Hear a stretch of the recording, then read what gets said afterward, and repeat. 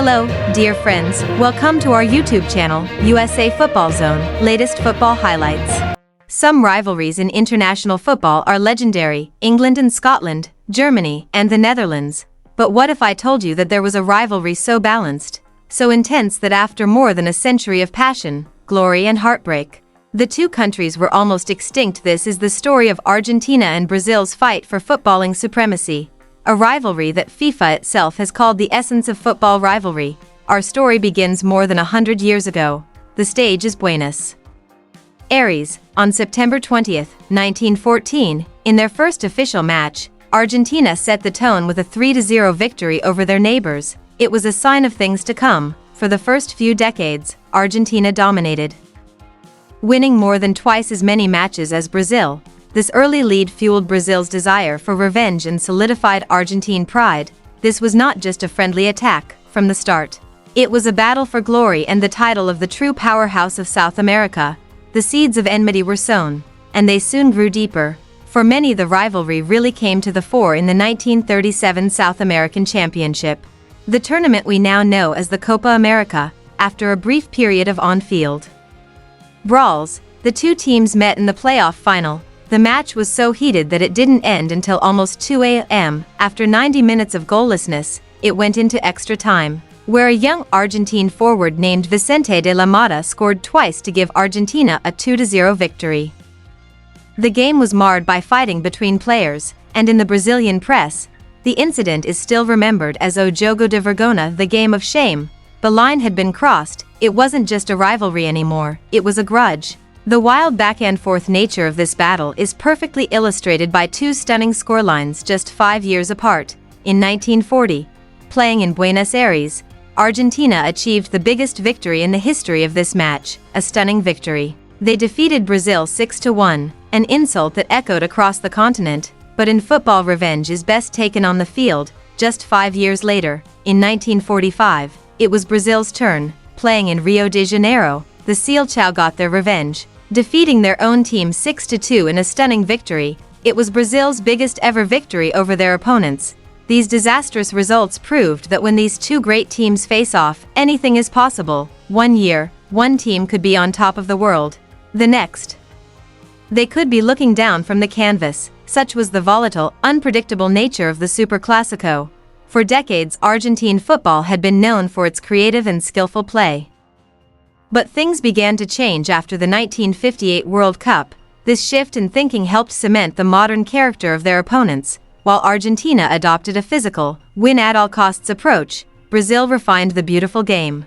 This was the era of Pelé, and his talent helped them dominate. From 1964 to 1983, Brazil dominated, losing only once to their opponents in a 19-year span. As the rivalry grew, the world awaited their explosive performance on the biggest stage in football, the FIFA World Cup. They had first met in the 1974 tournament, but their most famous encounter came later. The 1982 World Cup in Spain provided a perfect glimpse of that era. Brazil produced a masterclass with talented performers like Zico, Socrates and Falcao. Their agile, one-touch passing mesmerized Argentina, resulting in a 3-1 victory. Unable to make an impact, a frustrated young Diego Maradona was hurried off the field, symbolizing Argentina's helplessness in the face of Brazil's beautiful football.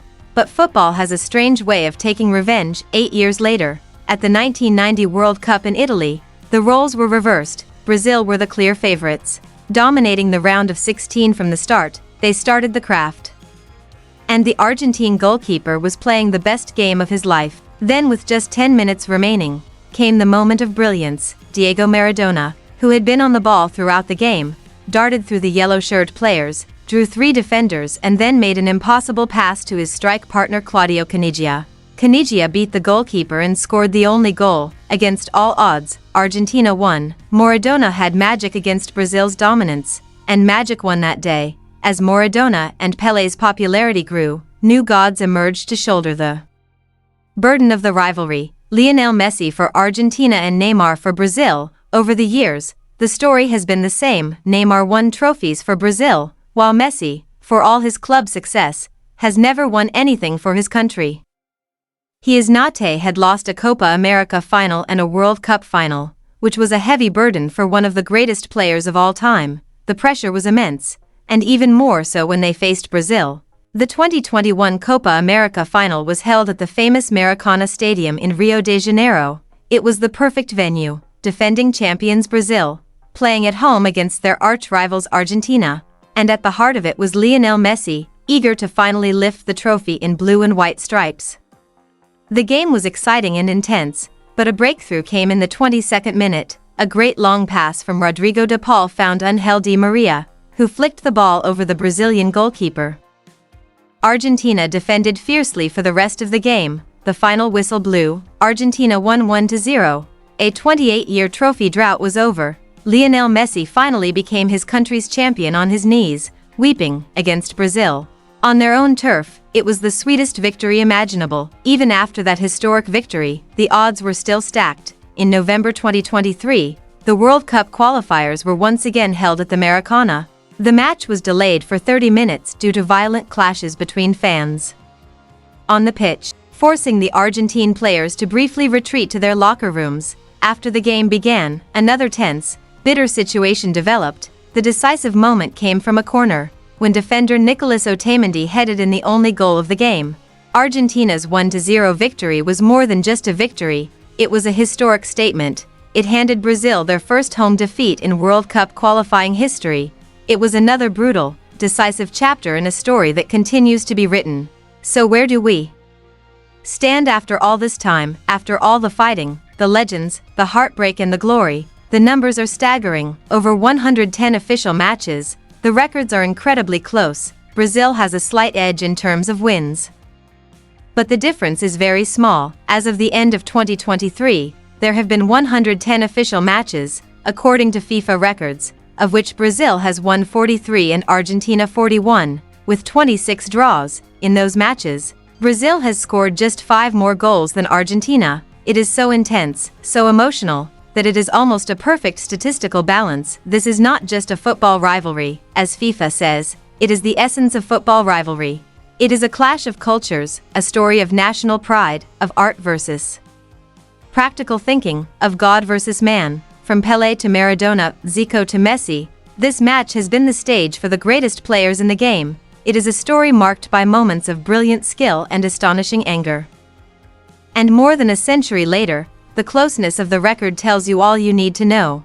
The next time they meet, one team may come out on top, but as history has shown, in the Superclásico de las Americas, the balance doesn't tip for long. So who do you think is on top? Which country can truly claim to be the best? Let us know your thoughts in the comments below. And if you enjoyed this story of football's most evenly matched rivalry, don't forget to like and subscribe to learn more about the beautiful game.